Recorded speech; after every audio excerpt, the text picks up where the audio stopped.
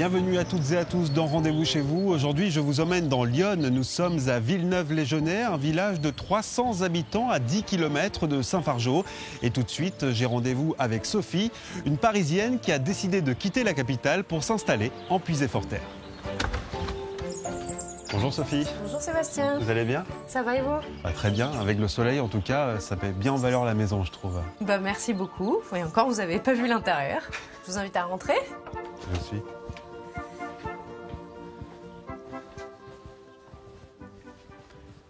Et ça fait longtemps que vous êtes installé à Villeneuve-les-Genêts? Finalement, ça fait 1 an. Il se trouve qu'avant, on a vécu dans des endroits très différents, à New York, à Paris, et puis finalement, on est venu s'installer ici. Pour quelle raison alors?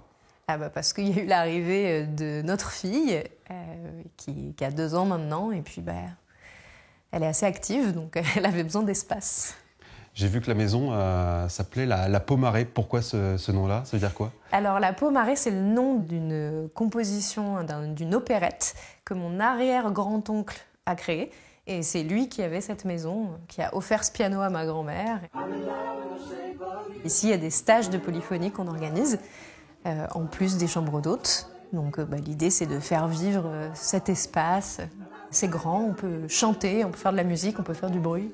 C'était aussi l'idée et la différence avec la vie new-yorkaise un petit peu cloîtrée.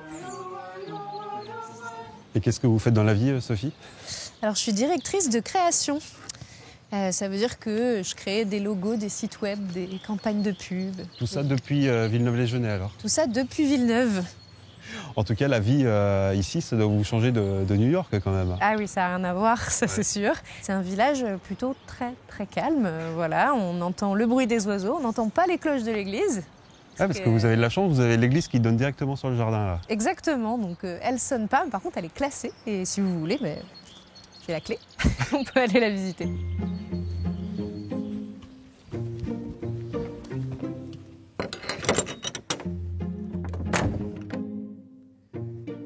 Cette église, c'est une église qui date du XIIIe siècle.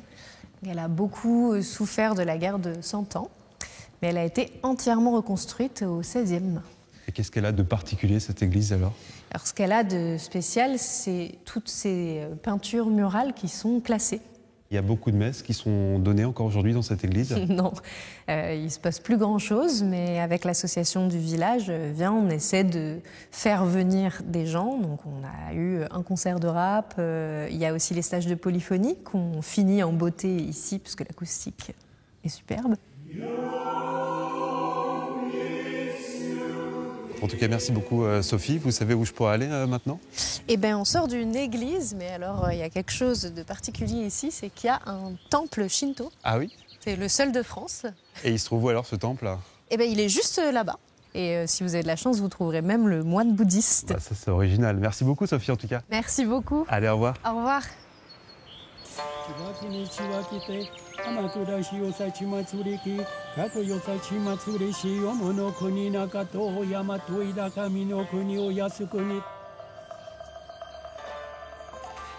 Bonjour.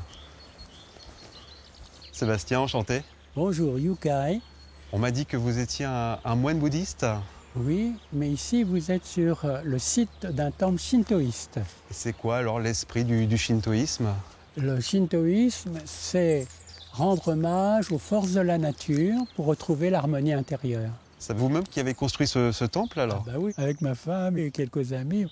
Et pourquoi ici à Villeneuve-les-Genêts? C'est parce que ici, c'est un lieu qui est particulièrement harmonieux. Parce qu'il y a beaucoup de grandes forêts tout autour, ici, là, tout autour. On est entouré de forêts où il y a beaucoup d'animaux sauvages. Des chevreuils, des sangliers, un petit peu de tout. D'ailleurs, c'est un problème parce qu'ils mangent tout. Mais ils sont très gentils, on les aime quand même. Eh bien, ça nous permet d'être heureux, quoi. Et vous recevez beaucoup de pratiquants tout au long de l'année? Tous les mois, le premier dimanche du mois, on fait une cérémonie, on fait un rituel de feu, et puis on est entre 10 et une vingtaine de temps en temps.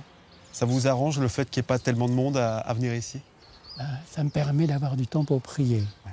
Et s'il y avait trop de monde, il y avait trop d'agitation mentale, je ne pourrais pas faire bien mon travail de prière pour le monde. Ça veut dire que vous ne voulez pas recevoir de touristes ici? Pas de touristes, pas de curieux, pas de touristes, pas de mangeurs de temps. Au Japon, si quelqu'un veut devenir moine, il doit rester 3 jours et 3 nuits à la porte du temple sans rien. Et si au bout de 3 jours et 3 nuits, il ne s'est pas découragé, à ce moment-là, il peut rentrer dans le temple. Alors je ne vous demande pas la même chose quand même ici, mais ça donne une idée. Merci beaucoup Yukei, on va vous laisser vous reposer. Merci Sébastien. Merci à vous. Et puis il est l'heure pour nous de quitter Villeneuve-les-Genêts. On se dit à très bientôt pour un nouveau rendez-vous chez vous. Aragate arasogate moji swakanya shingyo yakmoro shishin mukosho metsoro mochi akmoro goimusho.